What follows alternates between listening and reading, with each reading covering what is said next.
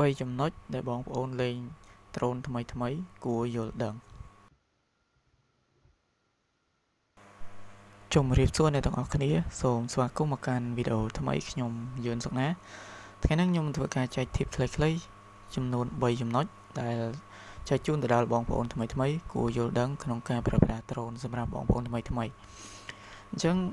ចំណុចទាំងអស់ហ្នឹងគឺខ្ញុំចែកម្លែកខ្លីៗដែរទេហើយមុននឹងចូលទៅដល់ការចែកម្លែកចំណេះដឹងរបស់ខ្ញុំកុំភ្លេចចូលចុច Subscribe ក៏ដូចជាចុច Follow Page ចុច Like ម្នាក់មួយផងអ្នកទាំងអស់គ្នាអញ្ចឹង3ចំណុចហ្នឹងគឺមានដូចជាចំណុចទី1មុននឹងធ្វើការហោះបងប្អូនត្រូវពិនិត្យមើលស្លាបដ្រូនឲ្យបានគ្រប់ជ្រុងជ្រោយ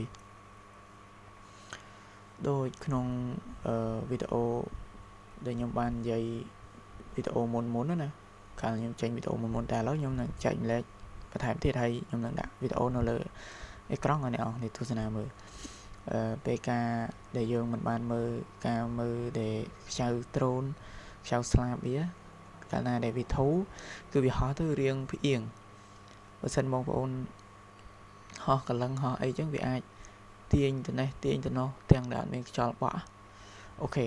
អញ្ចឹងគឺចំណុចទី1គឺតែប៉ុណ្្នឹងទេហើយបន្តមកទៀតធីបទី2ធីបទី2របស់យើងគឺខ្ញុំចង់ចែកម្លែកដល់អ្នកនរគ្នាថាពេលអ្នកនរគ្នា connect drone ជាមួយនឹង RC បាទជាមួយនឹង remote អញ្ចឹងអ្នកនរគ្នាកុំភ្លេចមើលទៅលើសេវារបស់ GVS សេវា GVS ហ្នឹងអ្នកនរគ្នាត្រូវចាំថាសេវា GVS ចាប់ពី15ឡើងទៅទើបអ្នកនរគ្នាហោះទៅវា smooth អូខេអាហ្នឹងមួយទៀតពេលដែលអ្នកនរគ្នាមុននឹងហោះចេញអញ្ចឹងអ្នកនរគ្នាត្រូវស្ដាប់ drone វាប្រាប់នៅលើ remote ឬក៏ RC របស់យើងវាប្រាប់ថា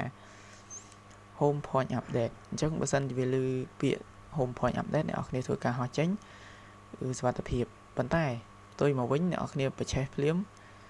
ហោះភ្លាមអញ្ចឹងវាអត់បានឮសេវាអត់បានឮការបញ្ជាក់ពីខាង RC ឬក៏ remote របស់យើងថាhome point update ទេអញ្ចឹងវានឹងមានបញ្ហានៅពេលដែលអ្នកនរគ្នាហោះឆ្ងាយអាចនឹង return home វាអត់មកវាទៅជាលេខស្ដាប់បញ្ជារបស់ tele របស់យើង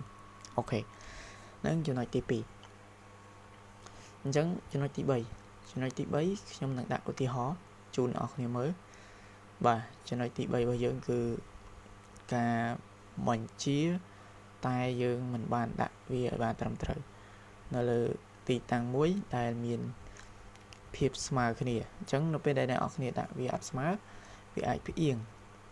បើទស្សនៈដាក់វាផ្អៀងទៅឆ្វេងពេលដ្រូនយើងហោះឡើងវាអត់គ្លីងឃ្លោងទេប៉ុន្តែវាហោះទៅរៀងផ្អៀងកាមេរ៉ាមកឆ្វេងតែម្ដងមកបើយើងដាក់ទៅវាផ្អៀងមកស្ដាំអញ្ចឹងវាហោះទៅរៀងផ្អៀងមកស្ដាំបន្តិចកាមេរ៉ាប៉ុន្តែយើងវិជាតន័យបានធម្មតាហោះងាកឆ្វេងស្ដាំបានទាំងអស់តែគ្រាន់ថាកាមេរ៉ាវាអត់ស្មើវារៀងផ្អៀងតែអង្គើវាអត់អង្គើទេតែវារៀងផ្អៀងកាមេរ៉ាអញ្ចឹងអ្នកនរគ្នាហ្នឹងហើយអញ្ចឹងខ្ញុំចែកម្លែកធីបទាំងអស់ហ្នឹងគឺធីបខ្លីៗទេហើយសង្ឃឹមថាបងប្អូនថ្មីយើងប្រើប្រាស់ឲ្យមានសុវត្ថិភាពល្អកុំឲ្យខូចខាតរបស់ទាំងថ្មីទាំងដែលយើងមិនទាន់បានប្រើស្រួលបួលផងដ្រូនយើងត្រូវធ្លាក់បុកប៉ះខ្ទេចខ្ទីបាក់ដៃបាក់ជើងដ្រូនបាក់ស្លាបវាធ្វើឲ្យខាតបង់ថវិកាយើងជាច្រើនស្របពេលដែលសេដ្ឋកិច្ចយើងកំពុងតែលំបាកអញ្ចឹងអ្នកទាំងអស់គ្នាក៏ពិបាករកលុយដើម្បីជួសជុលវាដែរ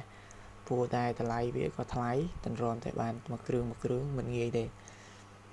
អញ្ចឹងហើយការជួសជុលតែរបស់ថ្លៃគ្រឿងបន្លាស់ក៏ថ្លៃដែរវាអត់មានអីខុសគ្នាទេហើយ